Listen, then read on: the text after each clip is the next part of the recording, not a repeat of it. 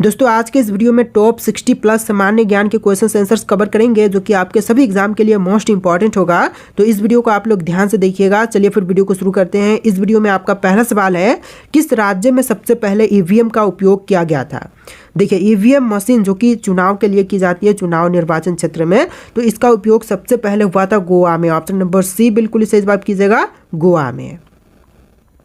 देखिए आपका अगला सवाल है, भारत की पहली महिला प्रधानमंत्री कौन थी। सोनिया गांधी, सरोजनी नायडू, इंदिरा गांधी या फिर मेधा पाटेकर। तो जो पहली महिला प्रधानमंत्री बनी थी इनमें से हो जाएंगी Indira Gandhi. Option number C बिल्कुल सही जवाब कीजिएगा, इंदिरा गांधी। देखिए आपका अगला सवाल है, नीति आयोग की स्थापना किस वर्ष में की गई थी। तो नीति आयोग की स्थापना जो है यह हुआ था 2015 में। ऑप्शन नंबर सी बिल्कुल सही जवाब कीजिएगा, 2015 में। चलिए क्वेश्चन नंबर 4 है, राष्ट्रीय मानव अधिकार आयोग का अध्यक्ष कौन होता है। तो राष्ट्रीय मानव अधिकार आयोग के अध्यक्ष जो है इनमें से होते हैं ऑप्शन नंबर डी, सेवानिवृत्त मुख्य न्यायाधीश। ऑप्शन नंबर डी आपका बिल्कुल सही जवाब हो जाएगा।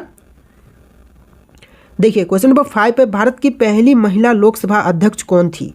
तो पहली महिला लोकसभा अध्यक्ष की बात करें तो इनमें से हो जाएंगी option number B, Meera Kumar, जो कि पहली लोकसभा अध्यक्ष थी। ऑप्शन बी बिल्कुल सही जवाब है। देखिए अगला सवाल, केदारनाथ मंदिर किस राज्य में स्थित है। हिमाचल प्रदेश, उत्तराखंड, जम्मू कश्मीर या फिर सिक्किम में। तो केदारनाथ मंदिर की बात करें तो इनमें से हो जाएगा उत्तराखंड में। ऑप्शन नंबर बी बिल्कुल सही जवाब कीजिएगा, उत्तराखंड राज्य में स्थित है केदारनाथ मंदिर। देखिए आपका अगला सवाल, बाल अधिकार संरक्षण आयोग किस मंत्रालय के अधीन कार्य करता है।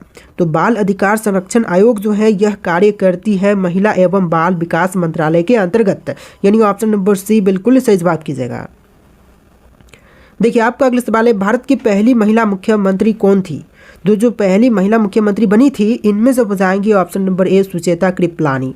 ऑप्शन ए बिल्कुल सही जवाब कीजिएगा, सुचेता कृपलानी जो कि पहली महिला मुख्यमंत्री बनी थी। देखिए आपका अगला सवाल, किस योजना के अंतर्गत गरीबी रेखा से नीचे जीवन यापन करने वालों को सस्ता राशन मिलता है।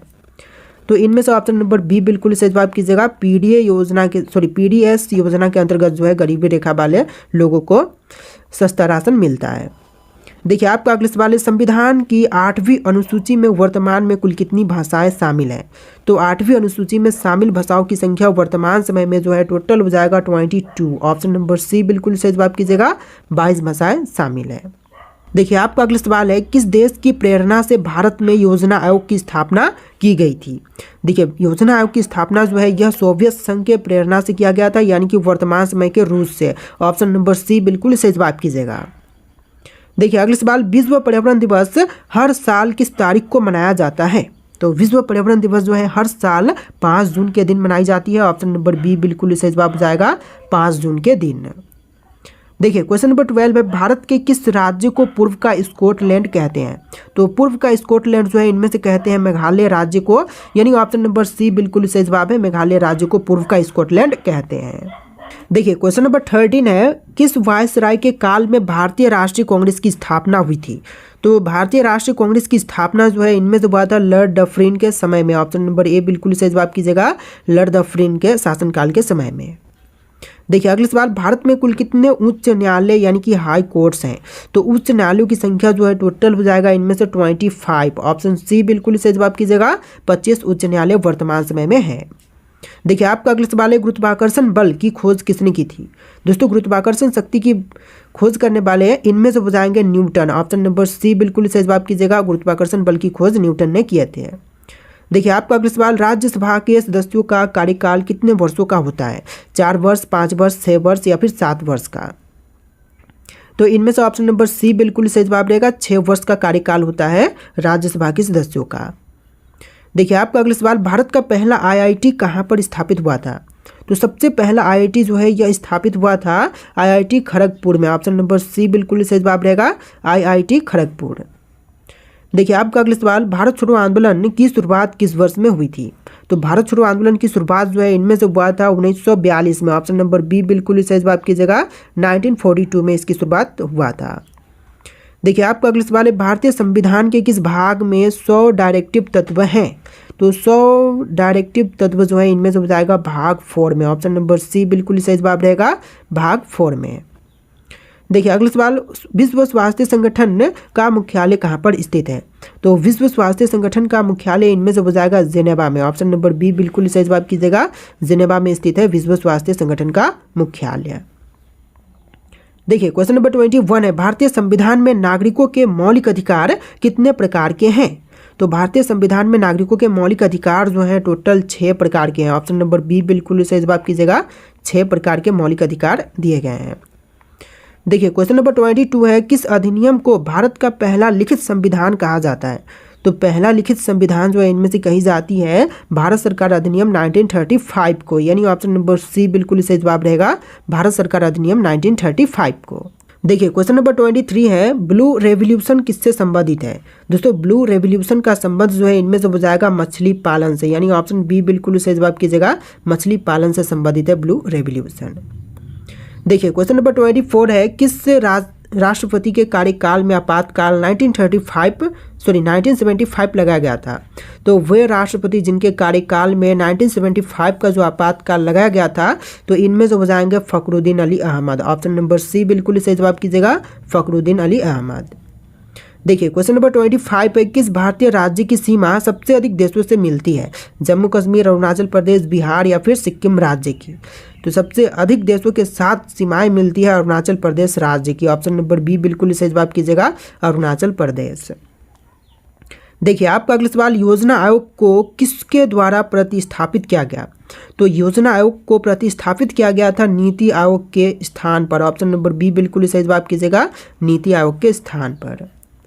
देखिए आपका अगला सवाल है, भारत में पहली बार किसने सत्यमेव जयते को राष्ट्रीय आदर्श वाक्य के रूप में चुना? तो सबसे पहले सत्यमेव जयते को राष्ट्रीय आदर्श वाक्य के रूप में चुने थे doctor Rajendra Prasad. Option number C बिल्कुल सही जवाब कीजिएगा, डॉक्टर राजेंद्र प्रसाद। देखिए क्वेश्चन नंबर 28 है, किस योजना को गरीबी हटाओ के नारे से जोड़ा गया था? तो देखिए गरीबी हटाओ के नारे से जोड़ी गई योजना जो है इनमें से हो जाएगा 20 सूत्रीय कार्यक्रम को, यानी कि ऑप्शन नंबर डी बिल्कुल सही जवाब रहेगा, 20 सूत्रीय कार्यक्रम को जोड़ा गया था। देखिए क्वेश्चन नंबर 29 है, भारत की पहली महिला राष्ट्रपति कौन थी? तो पहली महिला राष्ट्रपति इनमें से हो जाएंगी Pratibha Patil. Option number C बिल्कुल सही जवाब है, प्रतिभा पाटिल। देखिए क्वेश्चन नंबर 30 है, किस भारतीय राज्य को भारत का मसालों का बाग कहा जाता है? देखिए भारत का मसालों का बाग जो है इनमें से कहते हैं केरल राज्य को, यानी ऑप्शन नंबर बी बिल्कुल सही जवाब हो जाएगा, भारत का मसालों का बाग जो है इनमें से कहते हैं केरल राज्य को। देखिए क्वेश्चन नंबर 31 है, भारतीय नौसेना दिवस किस तिथि को मनाई जाती है? तो भारतीय नौसेना दिवस जो है इनमें से मनाते हैं 4 दिसंबर के दिन। ऑप्शन नंबर सी बिल्कुल सही जवाब है, 4 दिसंबर के दिन। चलिए अगला सवाल क्वेश्चन नंबर 32, किस अनुच्छेद के तहत सांप्रदायिकता को प्रतिबंधित किया गया है? तो सांप्रदायिकता को प्रतिबंधित जो है इनमें से किया गया है, संविधान में स्पष्ट रूप से नहीं दिया गया, कोई भी अनुच्छेद में इसका स्पष्ट रूप से वर्णन नहीं हुआ है। तो ऑप्शन नंबर डी आपका बिल्कुल सही जवाब रहेगा। देखिए क्वेश्चन नंबर 33 है, दूसरी हरित क्रांति का उद्देश्य क्या है? तो दूसरी हरित क्रांति का मुख्य उद्देश्य था कृषि में जैविक खेती को बढ़ावा देना। ऑप्शन नंबर ए बिल्कुल सही जवाब कीजिएगा, कृषि में जैविक खेती को बढ़ावा देना। देखिए क्वेश्चन नंबर 34 है, किस भारतीय राज्य में सबसे अधिक वन क्षेत्र है? उत्तराखंड, अरुणाचल प्रदेश, मध्य प्रदेश या फिर छत्तीसगढ़? सबसे ज्यादा वनों वाला जो राज्य है इनमें से हो जाएगा मध्य प्रदेश राज्य। ऑप्शन नंबर सी बिल्कुल सही जवाब कीजिएगा, मध्य प्रदेश।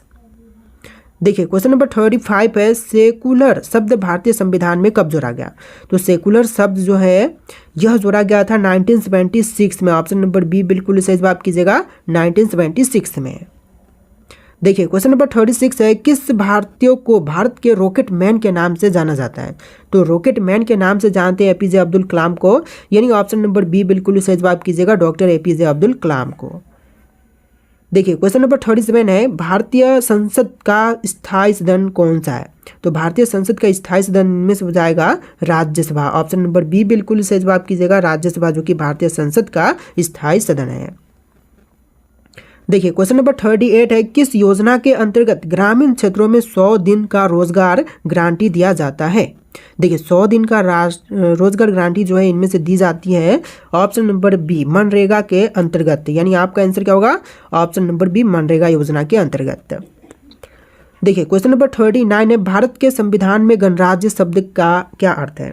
तो भारतीय संविधान में गणराज्य शब्द का अर्थ हो जाएगा इनमें से निर्वाचित प्रमुख। ऑप्शन नंबर डी बिल्कुल सही जवाब कीजिएगा, निर्वाचित प्रमुख। देखिए अगला सवाल, तीन भाषा फॉर्मूला पहली बार कब प्रस्तावित हुआ था? तो तीन भाषा फॉर्मूला जो है सबसे पहली बार प्रस्तावित हुआ था 1968 में। ऑप्शन नंबर बी बिल्कुल सही जवाब कीजिएगा, 1968 में। देखिए क्वेश्चन नंबर 41 है, भारत की प्रथम महिला विदेश मंत्री कौन थी? जो पहली महिला विदेश मंत्री बनी थी इनमें से बताएंगे Indira Gandhi. Option number B बिल्कुल सही जवाब कीजिएगा, इंदिरा गांधी जो कि पहली महिला विदेश मंत्री बनी थी।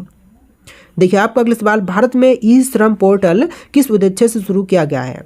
तो ई श्रम पोर्टल की शुरुआत जो है इनमें से किया गया था अनौपचारिक श्रमिकों का पंजीकरण से। ऑप्शन नंबर बी बिल्कुल सही जवाब कीजिएगा, मुख्य उद्देश्य क्या था? अनौपचारिक श्रमिकों का पंजीकरण। देखिए क्वेश्चन नंबर 43 है, अंतर्राष्ट्रीय योग दिवस कब मनाया जाता है? दोस्तों अंतर्राष्ट्रीय योग दिवस की बात करें तो यह मनाई जाती है 21 जून के दिन। ऑप्शन नंबर बी बिल्कुल सही जवाब कीजिएगा, 21 जून के दिन। चलिए क्वेश्चन नंबर 44 है, किस स्थान पर सरदार वल्लभ भाई पटेल की स्टैचू ऑफ यूनिटी स्थित है? इनमें से वह स्थान हो जाएगा नर्मदा जिला केवड़िया में। ऑप्शन बी बिल्कुल सही जवाब कीजिएगा, नर्मदा जिला केवड़िया में। देखिए क्वेश्चन नंबर 45 है, मिशन शक्ति भारत के किस क्षेत्र से संबंधित है? तो मिशन शक्ति का संबंध इनमें से हो जाएगा अंतरिक्ष सुरक्षा से। ऑप्शन नंबर बी बिल्कुल सही जवाब कीजिएगा, अंतरिक्ष सुरक्षा से। देखिए क्वेश्चन नंबर 46 है, भारत का पहला उपग्रह आर्यभट्ट कब और कहाँ से प्रक्षेपित किया गया था? तो जो पहली उपग्रह आर्यभट्ट थी इसको प्रक्षेपित किया गया था रूस से 1975 में। ऑप्शन नंबर ए बिल्कुल सही जवाब कीजिएगा, 1975 रूस से। देखिए क्वेश्चन नंबर 47 है, संविधान में मौलिक कर्तव्यों को किस संशोधन द्वारा जोड़ा गया था? तो संविधान में, भारतीय संविधान में मौलिक कर्तव्य जो हैं यह जोड़ा गया था 42वें संशोधन के अंतर्गत, यानी ऑप्शन नंबर ए बिल्कुल सही जवाब रहेगा, 42वें संशोधन के समय जोड़ा गया था। देखिए क्वेश्चन नंबर 48 है, राष्ट्रीय आय का सबसे उपयुक्त माप कौन सा होता है? तो राष्ट्रीय आय का जो सबसे उपयुक्त माप है इनमें से हो जाएगा NNP at factor cost. Option number B बिल्कुल सही जवाब कीजिएगा, एनएनपी एट फैक्टर कॉस्ट। देखिए अगला सवाल, फ्लेमिंगो महोत्सव किस राज्य में आयोजित किया जाता है? तो फ्लेमिंगो महोत्सव जो है इनमें से आयोजित की जाती है आंध्र प्रदेश राज्य में। ऑप्शन नंबर सी बिल्कुल सही जवाब कीजिएगा, आंध्र प्रदेश में। देखिए आपका अगला सवाल है, भारत में किस वर्ष पहली बार पंचायती राज व्यवस्था लागू हुई थी? तो सबसे पहली बार पंचायती राज व्यवस्था जो है इनमें से लागू किया गया था 1959 में। ऑप्शन नंबर सी बिल्कुल सही जवाब कीजिएगा, 1959 में। देखिए क्वेश्चन नंबर 51 है, संविधान सभा की पहली बैठक कब हुई थी? संविधान सभा की पहली बैठक हुआ था 9 दिसंबर 1946 के दिन, यानी ऑप्शन नंबर ए बिल्कुल सही जवाब है, 9 दिसंबर 1946 के दिन। देखिए आपका अगला सवाल है, भारत में प्रथम बौद्ध संघ यानी कि फर्स्ट बुद्धिस्ट काउंसिल कहाँ पर हुआ था? तो फर्स्ट बुद्धिस्ट काउंसिल जो है यह हुआ था राजगृह में। ऑप्शन नंबर ए बिल्कुल सही जवाब कीजिएगा, राजगृह में। देखिए आपका अगला सवाल, भारत में पहली बार महिला मताधिकार किस अधिनियम के अंतर्गत मिला था? तो पहला बार महिला मताधिकार का अधिनियम जो इनमें से हो जाएगा 1919 का अधिनियम के अंतर्गत मिला था। ऑप्शन नंबर बी बिल्कुल सही जवाब रहेगा, 1919 के अधिनियम के बाद से मिला था। देखिए आपका अगला सवाल, किस भारतीय शहर को ईस्ट का वेनिस कहा जाता है? देखिए भारतीय शहर जिसे कि ईस्ट का वेनिस कहते हैं तो इनमें से हो जाएगा हैदराबाद शहर। ऑप्शन नंबर ए बिल्कुल सही जवाब कीजिएगा, हैदराबाद शहर को कहते हैं ईस्ट का वेनिस। देखिए आपका अगला सवाल, किस अनुच्छेद के अंतर्गत राष्ट्रीय आपातकाल की घोषणा होती है? देखिए राष्ट्रीय आपातकाल की घोषणा जो है राष्ट्रपति द्वारा अनुच्छेद 352 के अंतर्गत की जाती है। ऑप्शन नंबर ए बिल्कुल सही जवाब रहेगा, आर्टिकल 352 से संबंधित है आपातकाल की घोषणा। देखिए आपका अगला सवाल है, किस संविधान संशोधन में मतदान की आयु 21 से घटा करके 18 वर्ष कर दी गई? तो 21 वर्ष से घटा करके 18 वर्ष जो है इनमें से किया गया था 61वां संविधान संशोधन के अंतर्गत। ऑप्शन नंबर सी बिल्कुल सही जवाब रहेगा, 61वां संविधान संशोधन। देखिए अगला सवाल, किस भारतीय महिला को पहली बार संयुक्त राष्ट्र महासभा की अध्यक्षता मिली थी?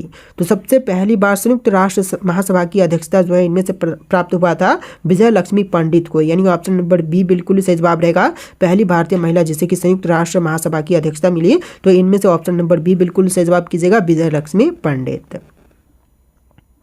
देखिए आपका अगला सवाल, किस गवर्नर जनरल के काल में अंग्रेजों ने पहली बार रेलवे की शुरुआत की थी? तो सबसे पहली बार रेलवे की शुरुआत जो है लॉर्ड डलहौजी के शासनकाल के समय हुआ था, यानी कि 1853 में लॉर्ड डलहौजी के समय में रेलवे की शुरुआत हुआ था।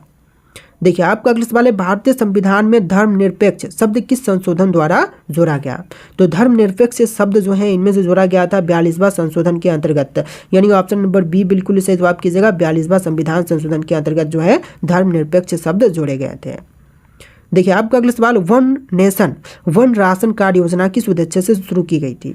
तो one nation one ration card योजना को शुरू करने का मुख्य उद्देश्य इनमें से हो जाएगा अनाज की सार्वभौमिक उपलब्धता, यानी ऑप्शन नंबर सी बिल्कुल सही जवाब कीजिएगा, अनाज की सार्वभौमिक उपलब्धता।